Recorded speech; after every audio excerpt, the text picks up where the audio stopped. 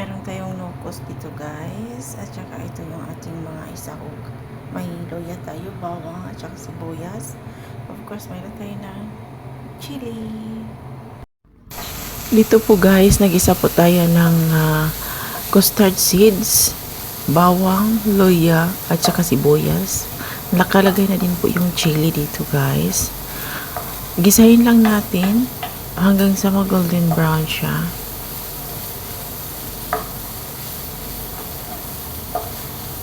Una ko pong ginisa dyan guys is yung custard seeds kasi gusto nating mag-pop-pop yung ating custard seeds. Yung mag-puff siya yun para mabango yung ating niluluto.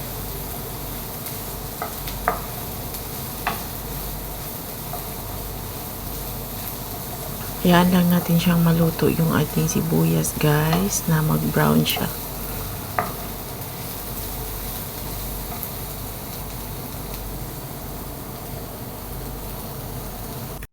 So ngayon naglagay na ako ng asin.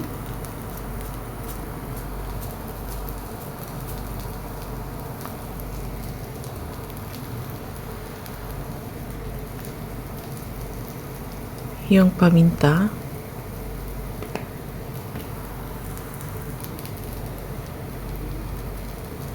Chili powder.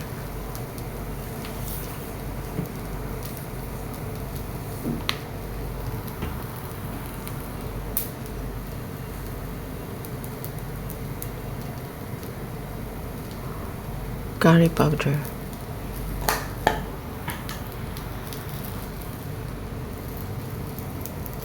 Turmeric powder. Katamtaman lang po nilagay natin dyan guys ng turmeric powder. So halo-haloin natin siya.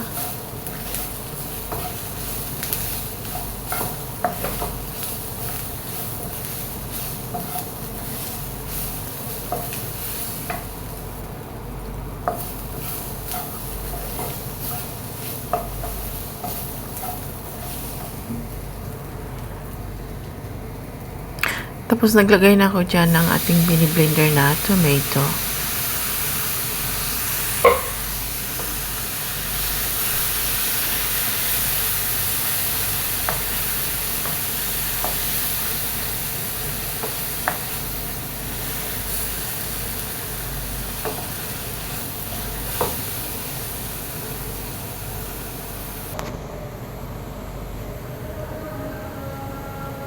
So ngayon naglagay na ako ng water, dalawang basong tubig yan guys.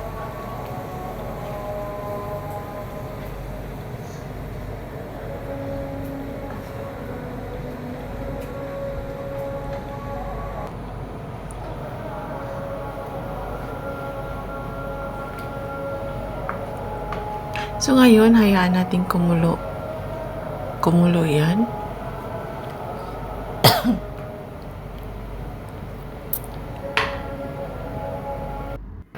So ngayon guys, nilagay ko na yung aking curry leaves.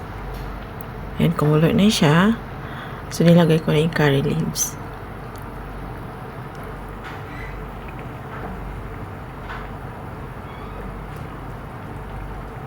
At ilagay ko na dito yung ating nakaslice na pusit.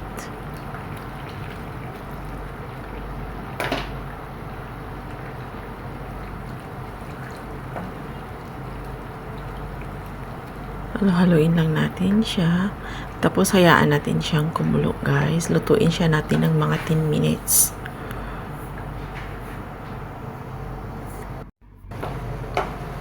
So yan guys, umunti na yung ating tubig.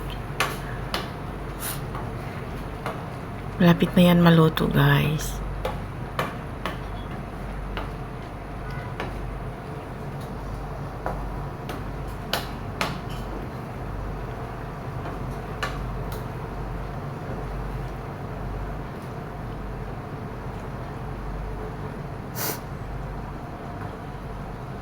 So, check natin kung luto na ba yung ating pusit.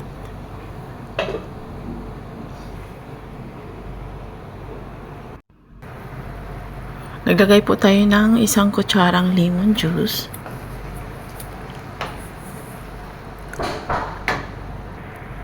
Lagay ko na yung coriander leaves natin.